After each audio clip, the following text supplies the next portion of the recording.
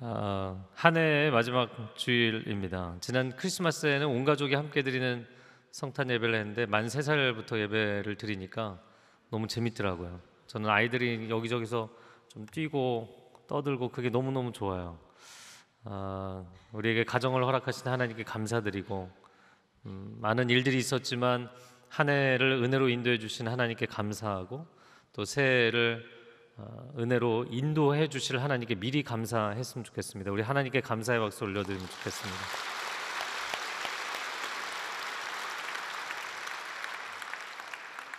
네, 오늘 말씀을 크게 두 부분으로 보겠는데요. 첫 번째, 하나님은 누구이신가? 16절 말씀, 오늘 본문의 말씀을 같이 읽겠습니다. 시작. 바다 가운데 길을 내시고 거센 물결 가운데 통로를 내신 여호와께서 이렇게 말씀. 17절도 읽겠습니다. 17절 이어서 보여주시겠어요? 시작. 말과 군대와 용사를 모두 이끌어내어 그곳에서 쓰러뜨리셔서 다시는 일어나지 못하고 불이 꺼진 심지처럼 사그라지게 하신 여호와께서 이렇게 말씀하신다. 홍해바다 한가운데 길을 내시고 이스라엘 백성들은 구원의 길로 인도하시고 바로와 군대는 그 바닷물에 빠지게 하신 하나님.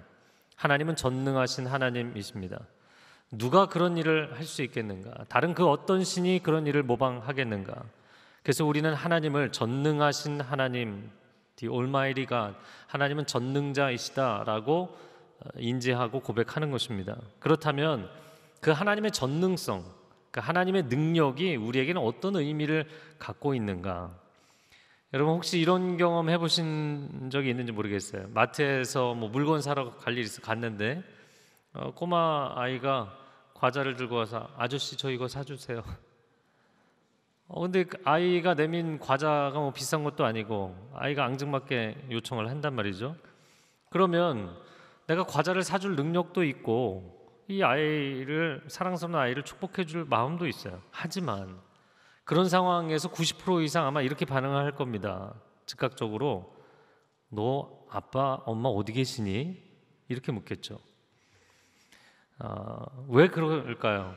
능력이 없어서 그 아이에게 과자를 못 사주는 것이 아니라 관계가 없어서 못 사주는 것입니다. 능력과 관계의 상관성에 대한 이야기예요. 여러분 세상은 우리에게 늘 당신의 능력을 보여달라, 능력 중심 사회입니다. 실적 중심의 사회이고, 하지만 그렇게 요구하는 세상에 대해서 여러분은 지혜롭게 이렇게 요청을 하셔야 돼요. 그렇게 요구하시는 당신과 나의 진짜 관계가 무엇인지를 보여달라. 능력은 관계가 전제되었을 때 사용되는 법입니다. 그렇기 때문에 나와 관계가 없는 사람에게 자신의 능력을, 그것도 숨은 능력을 보여준다면 그것은 약간 자아도취적인 자랑에 불과하겠죠. 그리고 그렇게 관계가 없는 사람이 나에게 능력을 요구한다면 그것도 무리한 요구가 되는 것이고요. 그래서 우리는 인생에서 자꾸 세상이 그쪽으로 돌아가니까 능력으로 어필하려고 하는데, 능력을 선호하기보다 진실한 관계를 쌓아가고 관계를 신뢰하는 것이 우리의 삶에 진정한 안정성을 줄 것입니다. 하나님은 전능하신 분입니다. 그러면 그분의 전능성을 우리에게 왜 보이셨는가? 당신이 직접 만드신 자연세계의 법칙마저 어기시면서, 홍해가 어떻게 갈라지겠어요? 자연계의 법칙을 만드신 분이 그 법칙을 어기면서까지 왜 이런 기적을 행하셨는가? 그분의 능력을 주체할 수 없어서 내가 너무 능력이 많아서 이거 주체할 수 없다, 그래서 하나님이 그러셨나요? 아니죠. 전적으로 우리와의 관계 때문이었다라는 거예요. 그분이 우리를 포기하실 수 없는 우리의 아버지이시기 때문에, 그리고 우리는 그분에게서 버림받을 수 없는 하나님의 존귀한 형상이고 하나님의 자녀들이기 때문입니다. 이런 말들을 많이 합니다. 여자는 약해도 엄마는 강하다. 상대적으로 체력적으로 약할 수 있겠죠. 그러나 내 아기를 살려내야 되는 엄마가 되는 순간 초인적인 능력이 나타난다는 거예요. 이게 관계의 능력입니다. 그래서 관계야말로 가장 큰 능력이고, 그 관계들 가운데도 사랑으로 헌신하는 관계야말로 가장 강력한 능력이에요. 하나님을 바라보면서 우리가 감사할 수 있는 것은 그분이 전능한 능력자이시라는 사실에 감사할 수 있겠죠. 그러니까 더 근본적으로는 나를 지극히 사랑하시는 하나님, 나의 아버지 되신다는 사실이 감사한 것인 줄로 믿습니다. 네, 그분이 아버지시가 아니라면 나에게 그런 능력을 베푸실 이유가 없기 때문이죠. 자, 그래서 그런 하나님이 너희에게 말하는 것이다, 이렇게 전제를 다셨습니다. 두 번째 부분은 새 일을 행하리라. 오늘 본문의 18절 말씀 같이 읽어볼까요? 시작. 기억하지 말라, 과거에 연연하지 말라. 자, 16, 17절을 읽고 나서 18절을 읽었는데 지나간 일을 기억하지 말라, 내가 새 일을 행하리라. 물론 우리 모두가 좋아하는 구절이지만 전 두 가지 하나님 발언이 좀 이상합니다. 첫 번째, 이스라엘 역사에서 출애굽과 홍해 사건이라는 전무후무한 최고의 사건, 전대미문의 이 사건을 잊으라고 말씀을 하시는 거예요. 여러분, 인류 역사에서 어디서 이런 역사 기적을 보겠습니까? 만약에 구약 성경에서 여러 가지 역사들이 있지만 가장 중요한 사건 한 가지를 꼽으라 그러면 엑소더스예요. 출애굽입니다. 왜냐하면 이스라엘로서도 아브라함에서 시작된 히브리 민족이 이스라엘 국가로 탄생한 탄생일이 바로 홍해를 건넌 것이기 때문입니다. 그리고 또 한 가지 영적인 의미로 보자면 장차 그리스도를 통해서 세상과 죄악의 종노릇하던 백성을 하나님의 사랑받는 친백성, 하나님의 친자녀로 삼으시는 놀라운 구원의 예표적인 사건, 예표적 사건들이 많지만 가장 중심되는 대표적 사건이 엑소더스이기 때문이에요. 그런데 이 사건을 잊으라고 하시는 거예요. 두 번째로 또 이상한 것은 하나님 당신께서 과거사를 두 절이나 읊으시고 나서 과거를 기억하지 말라고, 연연하지 말라고 얘기하셨어요. 오히려 이스라엘 백성들이 하나님을 더 이상 주목하지 않고 사랑하지 않게 된 것은 과거에 하나님 베풀어 주신 은혜를 망각했기 때문이잖아요. 그래서 중요한 영적인 원리 중에 하나가 은혜는 미래적 시제로 간구하는, 하나님 은혜를 주십시오, 간구하기 이전에 은혜는 기억해야 하는 것입니다. 왜냐하면 과거에 은혜를 베풀어 주신 하나님이 오늘도 나에게 은혜를 베푸시고 장차도 은혜를 베푸실 동일하신 하나님이시기 때문이에요. 하나님의 영원성에 기초할 때 은혜를 기억하는 사람이 은혜를 받게 돼 있어요. 그래서 하나님의 이름으로 표현을 하자면 에베네셀, 임마누엘, 여호와 이레 같은 뜻인 거예요.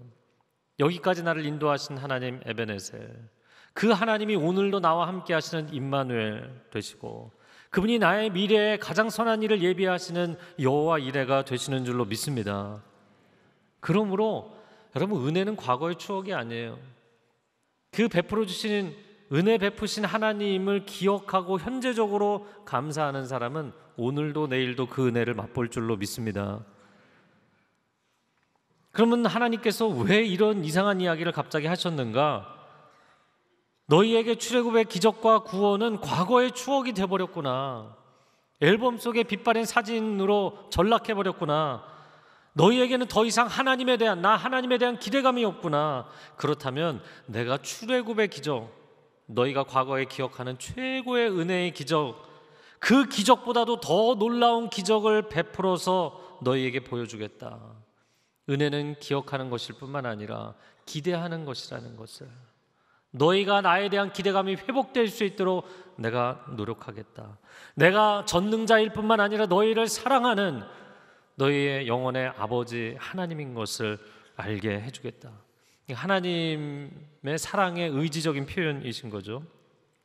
자, 그래서 과거에 있었던 일은 기억조차 하지 않을 만큼 새 일을 행하겠다. 이게 19절 말씀이에요. 19절을 읽어보겠습니다. 시작. 보라, 내가 새 일을 하고 있다. 이제 막 솟아나고 있는데 너희는 느끼지 못하느냐? 내가 광야에 길을 내고 사막에 강을 만들고 있다. 하나님께서 새 일을 진행하신다고 말씀하셨어요. 근데 여기서도 또 두 가지 이상한 점이 있습니다. 첫 번째는 시제가 불분명하다는 거예요. 공동번역에서는 내가 이제 새 일을 시작하였다, 이런 새 일을 행하리니 시작하였다. 죄송해요. 할렐루야. 저도 헷갈릴 때가 있어요. 내가 이제 새 일을 시작하였다. 이 공동번역에서는 과거 시제로 썼단 말이에요. 그런데 오늘 우리가 읽은 우리말 성경에는 내가 새 일을 하고 있다. 현재 시제로 말씀했고요. 우리 가장 많이 보는 개역 한글 개역 개정에서는 내가 새 일을 행하리니 미래 시제로 써 있어요. 아니 어떻게 이렇게 성경 이런 중요한 성경의 번역의 일관성이 유지가 안 되는가? 도대체 이 성경 번역의 전문가들은 무슨 혼란과 착오를 일으키게 된 것일까? 제가 문법적인 얘기는 폐일원하고요. 사실 이거는 굉장히 중요한 메시지를 갖고 있는 거예요. 하나님께서 앞으로 완성하실 그 구원의 사건을 이미 시작하셨고 지금 진행하고 계시다라는 뜻을 갖고 있는 것이죠. 이미 나눈 것처럼 하나님은 어제나 오늘이나 내일이 동일하신 분이시기 때문에 하나님의 영원성과 일관성을 보여주는 아주 좋은 예시입니다. 자, 두 번째로 하나님 새 일을 행하신다고 했는데 하나님에게는 새로움이 존재하지 않거든요. 영원성이라는 것은 신실성을 의미하는 것일 뿐만 아니라 영원성은 변하지 않는 거예요. 불변성을 의미하는 것입니다. 그러므로 낡은 것도 없고 새로운 것도 없어요. 하나님의 사랑은 낡아지지 아니하고 패하지 아니하고 쇠하지 않습니다. 새로움은 없다고요. 그럼에도 불구하고 어떻게 하나님 편에서 새로움이라는 일을 시작하겠다고 말씀하실 수 있냐는 거죠. 그것은 하나님 입장에서는 변함없는 사랑으로 일을 하시는 것이지만 우리가 사랑을 잃어버렸잖아요. 우리가 그 첫사랑을 잃어버리고 세상을 하나님보다 사랑하고 우상 숭배에 빠져 있기 때문에 그런 우리에게 하나님의 사랑을 새롭게 느낄 수 있는 일을 해주시겠다, 그런 뜻이에요. 이제 2019년이 끝나갑니다. 저희가 20, 30년 전에 영화 SF 영화에서나 보던 2020년이 시작됩니다. 2020년. 요즘 얘기 들어보니까 드론 택시도 나왔더라고요. 드론으로 사람 태워서 이동한. 이제 그 차들이 날아다니는 몇 년 안 남았어요. 회사에서 이제 새해를 준비하면서 인사이동도 하고 조직 정비도 하고 사업 계획도 새로 세우죠. 학생들은 상급 학교에 입학하기도 하고 또 고학년으로 진학하기도 합니다. 반배정도 새로 하고 담임 선생님, 교과목 선생님 새로 배정합니다. 여러분 모두가 새로워지고 싶은 거예요. 그런데 정말 시간이 흘러가면 2020년 1월 1일 땡 하면 새로워지냐는 거죠. 우리가 조직이나 공동체 생활을 하다 보면 한 가지 인정하지 않을 수 없는 것이 모든 것을 새롭게 해도 사람이 새로워지지 않으면 이거 다 소용없어요. 그래서 인사만사라는 이야기를 하는 것이죠. 세상에서 가장 중요하고 어려운 일이 사람의 마음을 새롭게 하는 일 아닌가요? 이런 말이 있습니다. 피부의 노화보다 마음의 노화가 더 빠르다. 사람은 굉장히 빨리 매너리즘에 빠지고 다른 사람에 대한 선입견도 굉장히 빨리 고착되고 상처를 받으면 트라우마가 상당히 오랜 세월을 흘러가기도 합니다. 이 시대는 피부 노화를 근심 걱정하는 시대가 되었지만 우리는 마음의 노화를 걱정해야 되는, 내적인 온전함을 사모해야 되는 크리스천들입니다. 영원하신 하나님이, 새로움이 없으신 하나님이 우리의 노화된 마음을 안티에이징 해주시겠다. 이게 사실 오늘의 말씀이에요. 낡아진 마음, 무뎌진 마음을 내가 새롭게 해주겠다.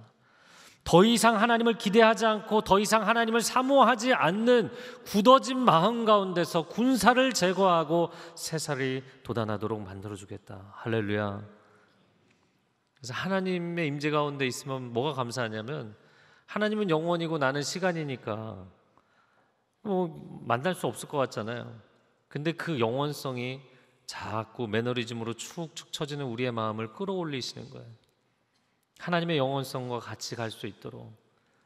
그래서 그것을 다른 말로 표현하면 신실함이고 또 다른 말로 표현하면 새로움인 거예요. 우리가 하나님의 임재 가운데 머물면 날마다 우리 마음을 새롭게 해주시는 은혜를 체험할 줄로 믿습니다. 사실 전능자께서 사람들이 이렇게 삐딱하게 안 좋게 반응하면 상처를 받으실까? 하나님은 흠이 없으신 분이고 흠이 생길 수 없는 분이니까 상처라는 게 존재하지 않으시지만, 그러나 도저히 용납할 수 없는 일들이 그분께 일어난다는 데 있어서는 일종의 상처라고 인간적 용어를 사용할 수 있을지 모르겠어요. 죄 많고 어리석은 인간이 전능하신 하나님께 짜증을 내고 실증을 내기 때문이에요. 오늘 우리가 읽은 이사야 43장은 이사야 전체가 66장이잖아요. 66권하고 구성이 똑같아요. 39장까지는 심판이고 그리고 나머지 27장은 구원의 메시지예요. 43장은 그 중에서도 손에 꼽는 축복과 소망과 구원의 메시지입니다. 오늘 좋은 부분만 읽었어요. 근데 바로 다음 절을 한번 읽어보면 22절 말씀 같이 읽겠습니다. 그러나 야곱아 너는 나를 부르지 않았다. 이스라엘아 너는 내게 실증을 냈다. 난 너를 이렇게 사랑해서 너에게 새로운 일을 준비하고 있는데 너는 끊임없이 나에게 실증을 냈다. 그런데도 사랑의 하나님께 실증을 내는 그런 우리들에게 그분의 사랑을 실증시켜 주시기 위해서, 확증시켜 주시기 위해서 새 일을 행하겠다고 하시는 하나님. 저는 어제 이 본문을 보면서 정말 하나님은 바보 같은 사랑을 하고 계시는구나. 변심한 연인의 마음을 돌이켜보려고 만나주지도 않는데 변심해서 딴 사람 만나는데 찾아가갖고 내가 예전보다 훨씬 더 잘해줄게 그러는 거예요. 드라마나 영화 보면 내가 우라가 치미는 그런 장면이 있잖아요. 그럼 지금까지 잘 안 해줬는 완전 순애보로 지극정성으로 잘해줬거든요. 그런데 그 사람이 변절해서 떠난 것인데 그걸 쫓아가갖고 만나주지도 않겠다는 사람을 만나서 내가 앞으로 더 잘해줄게 이런 얘기를 하고 있는 거예요. 그런데 이 본문의 하나님의 고백이 더 충격적인 이유는 무엇이냐면 여러분 이사야가 예언하던 시대에는 남유다마저 우상 숭배로 망가져서 그들이 포로로 끌려가기 전 100년 전이란 말이에요. 그리고 나서 그 100년이 지나서 그들이 포로로 끌려가고 나면 그리고 또 70년 후에 포로로 끌려간 그들을 고국으로 돌아오게 해 주시겠다는 거예요. 그런데 그 일을 위해서 벌써부터 얘들아 너희가 앞으로 그런 일이 있겠지만 그 뒤에 또 내가 너희를 위해서 광야에 길을 내고 사막에 강을 만들고 있잖니 느껴지지 않니? 이렇게 얘기를 하시는 하나님. 100년 뒤에 있을 심판은 아직 시작조차 되지 않았고 기미도 보이지 않는데 170년 뒤에 내가 반드시 너를 구원해 줄 거야. 그때는 말이야 너희들이 진짜로 놀라서 와 이제는 하나님의 사랑이 새롭게 느껴지네 그렇게 고백하는 날이 오게 만들 거야. 제가 이거 보면서요 예전 친구가 생각이 나더라고요. 여러분 누군지 알려고 하지 마세요. 알 수도 없어요. 근데 이 친구가 정말 짝사랑 순애보를 바친 한 여학생이 있었는데 글쎄 그 여학생도 그런 지극정성의 마음이니까 좀 알지 않았을까 싶어요. 근데 학교 다닐 때 이 친구야 짝사랑을 하지만 그 여학생은 그냥 남자 사람 친구였을 뿐이니까 다른 남자친구 사귀다가 또 사귀다 보면 또 어려워지잖아요. 그럼 어려워지면 이 친구가 워낙 또 잘 위로해 주니까 와서 기대는 거예요. 그러면 밥도 사주고 영화도 보여주고 위로해주고 숙제도 도와주고 저희가 옆에서 보고 있으면 정말 한숨만 나와요. 근데 괜찮아지면 또 떠나는 거예요. 그러니까 또 누군가를 사귀다가 힘들어지면 또 찾아와서 기대는 거예요. 그럼 지극정성으로 다 해줘요. 다 해줘요. 그거를 한 4, 5년 하는 걸 옆에서 보니까 저희가 어려운 거죠. 근데 감사하게도 그 여학생이 빨리 결혼을 하게 됐어요. 그 주변 친구들이 물론 다른 사람이죠. 주변 친구들이 야, 너 마음은 많이 아프겠지만 그냥 이제 잘 됐다. 내려놔라. 우리가 널 보는 게 우리가 더 가슴이 아프다. 그랬더니요. 이 녀석이 뭐라 그러냐면 아니야 난 계속 기다릴 거야. 혹시 결혼 갔다가 어려워지면 자기 기다릴 거래요. 와, 그 순간에 저희 친구들이 다 쓰러지는 줄 알았어요. 그리고는 야 얘가 정말 제정신이 아니구나 그런 생각이 들었고 그런데 감사하게도 얼마 후에 본인도 빨리 결혼했어요. 하나님 은혜라고 생각합니다. 여러분 우리 주변의 인간관계에서 만약에 이런 사람이 있다면 진짜 말려야 되지 않겠어요? 그러나 하나님은 누가 말리겠냐고요. 몇천 년을 몇백 년을 돌이키지 않고 돌아오지 않고 그렇게 수뇌부를 바쳐도 반응하지 않는 사람들을 향하여서 이렇게 바보 같은 사랑을 하시는 하나님 누가 말리겠어요? 하나님 분명 바보는 아니시지만 정말 바보 같은 사랑을 하고 계시는 분이죠. 그리고는 굉장히 유명한 또 한 구절이 나옵니다. 21절 말씀이에요. 같이 읽어볼까요? 이 백성은 나를 찬양하게 하려고 내가 손수 만든 사람들이다. 예배 찬양 강의할 때 가장 많이 인용되는 구절이에요. 그래서 예배 찬양 담당 목사님들이 아주 좋아하는 최애 구절 중에 하나입니다.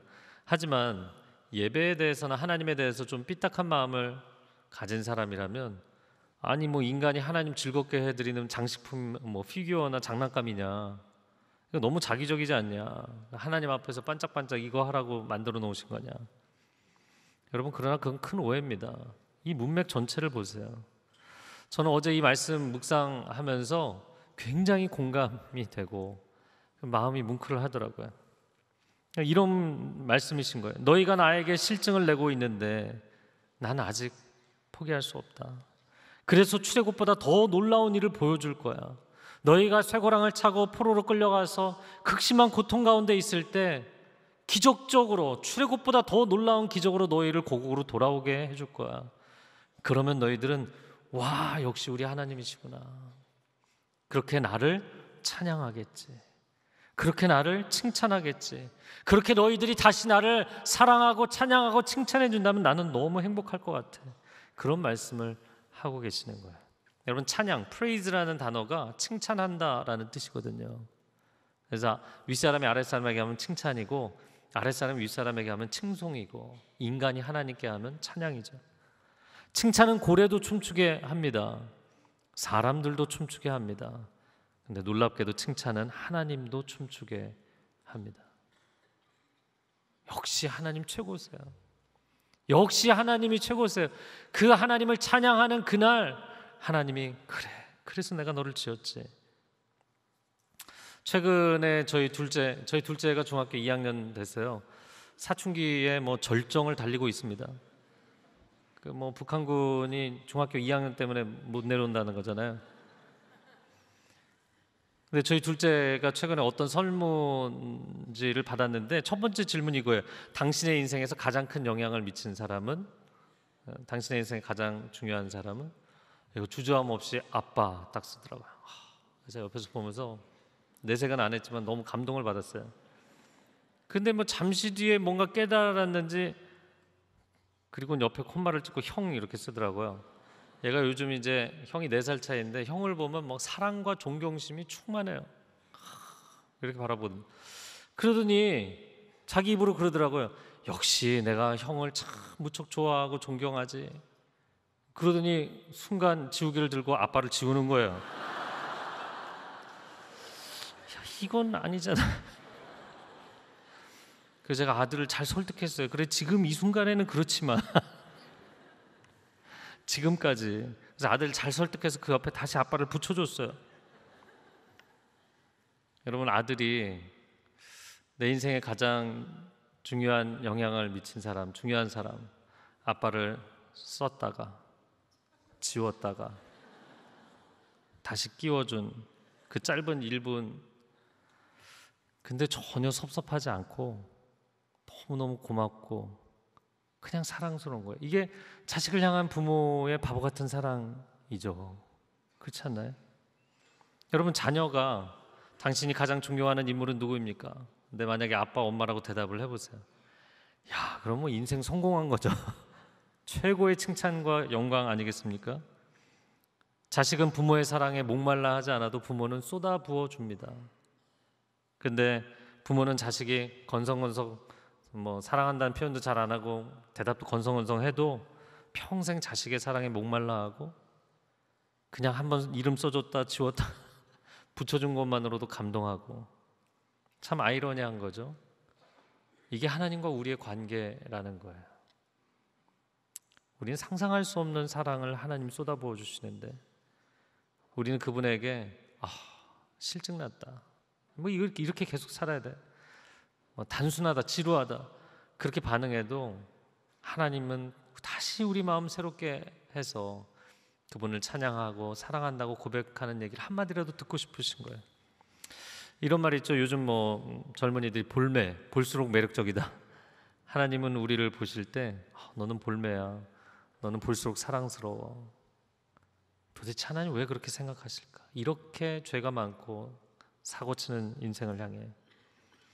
그래서 오늘 말씀은 남유다가 죄악으로 인하여 하나님의 심판을 받기도 전에, 그들을 혼내시기도 전에 멋지게 그들을 구원해내실 생각에 혼자 즐거워하고 계시는 하나님, 그래서 내 자녀가 내 사랑의 마음을 알아주고 하나님을 향해서 감사합니다, 그 고백을 할 170년 뒤를 바라보며 혼자 들떠 계신 하나님.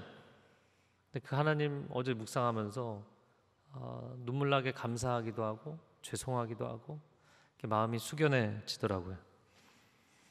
연인이나 부부가 가끔 그런 이야기 하잖아요. 속에 있는 본인의 마음의 두려움, 당신이 어느 날 나에게 실증을 느끼지 않을까, 나를 좋아하는 마음이 언젠가는 사라지지 않을까, 그런 두려움이 있어. 여러분, 인간에게는 그런 두려움이 있죠. 인간의 사랑은 유한하기 때문에 띄엄띄엄 온앤오프, 생겼다 없어졌다, 아예 사라지기도 했다. 그러나 하나님과는 그렇지 않습니다. 우리는 하나님께 실증이 나도 하나님은 우리에게 실증이 나지 않으세요.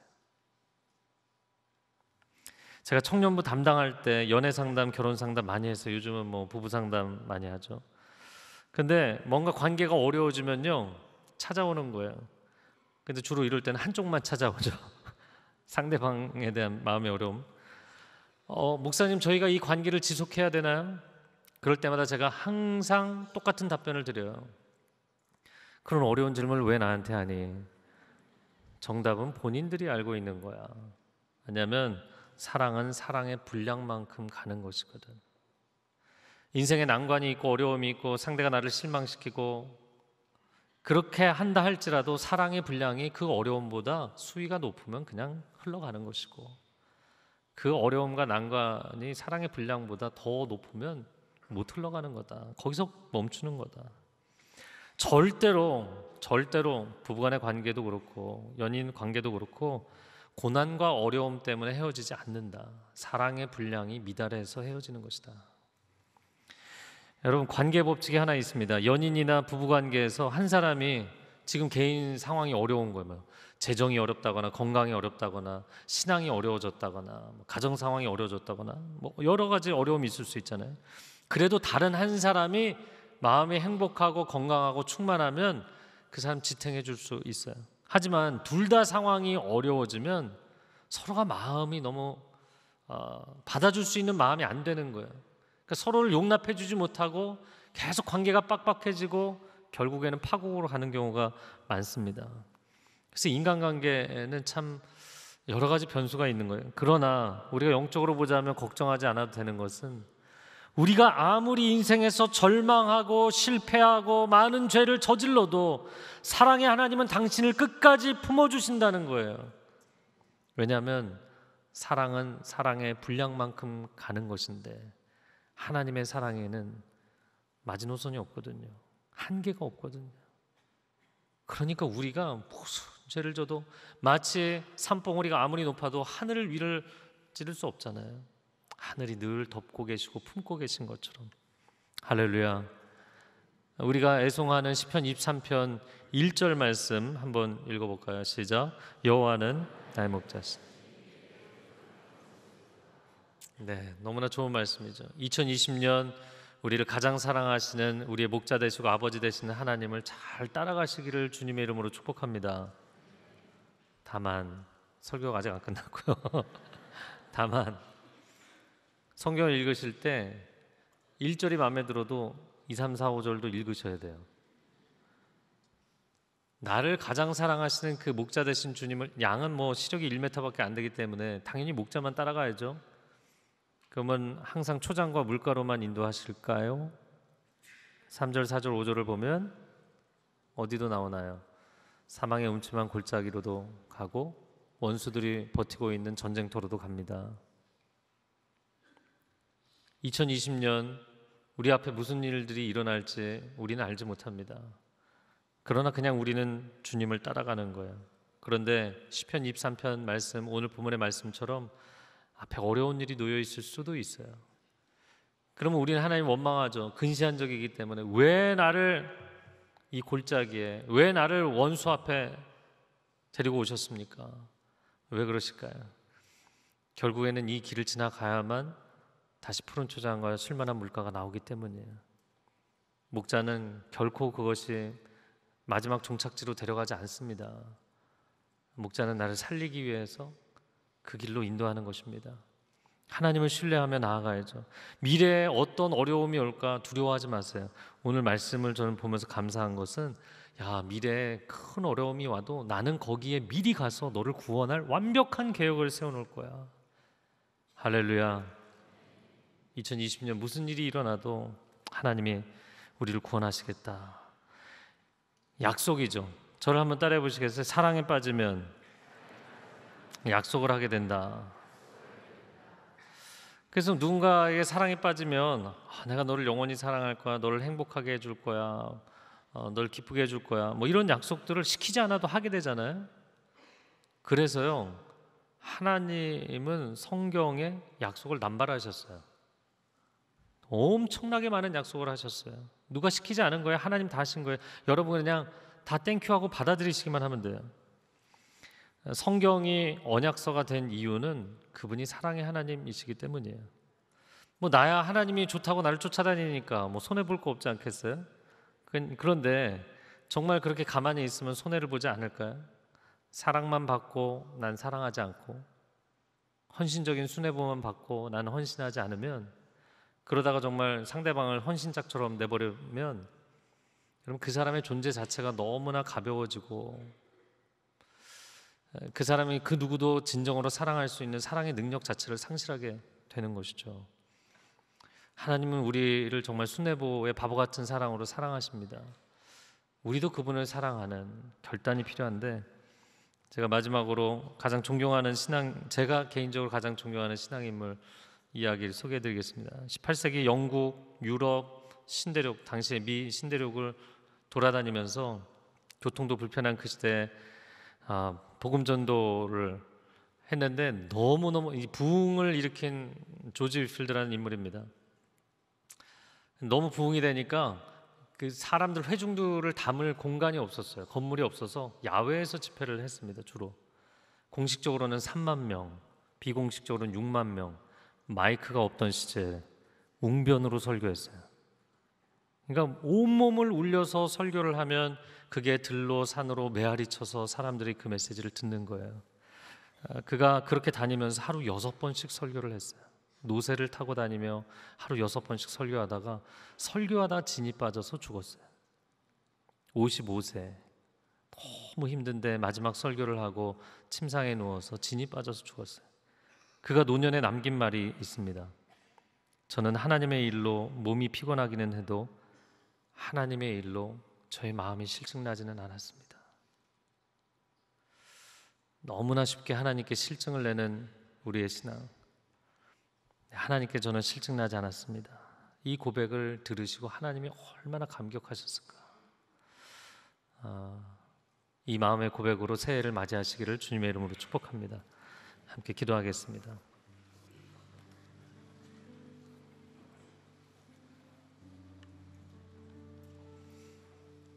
부모의 사랑을 자식이 어떻게 다 이해하겠습니까? 이해해달라는 거 아니고, 그래도 가끔은 고백해달라는 것이죠. 가끔은 알아달라는 것이죠. 우리가 서로 사랑의 행복의 대화를 나누자는 것이죠. 하나님의 사랑을 인간이 어떻게 다 이해하겠습니까? 그래도 우리가 가끔은 하나님이 최고세요. 저는 하나님 만난 게 내 인생의 가장 큰 놀라운 축복이에요. 이 고백 한마디면 하나님은 보좌에서 일어나 춤을 추시는 분이세요. 하나님, 2020년 새해를 바라보며 그 사랑의 하나님 기대하고 소망하는 축복이 있게 하여 주옵소서. 오늘 이 말씀, 과거는 잊어버리고 새 일을 행하실 하나님을 기대하라는 말씀, 우리에게는 희망의 메시지이지만 그 희망이 가능한 것은 하나님이 사랑의 하나님이시기 때문입니다. 하나님이 사랑을 중단하시거나 포기하신다면 우리에게는 아무런 희망이 있을 수 없습니다. 결국에는 사랑이 희망인 줄로 믿습니다.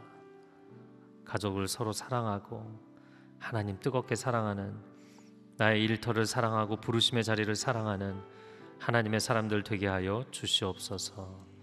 예수 그리스도의 이름으로 기도합니다. 아멘.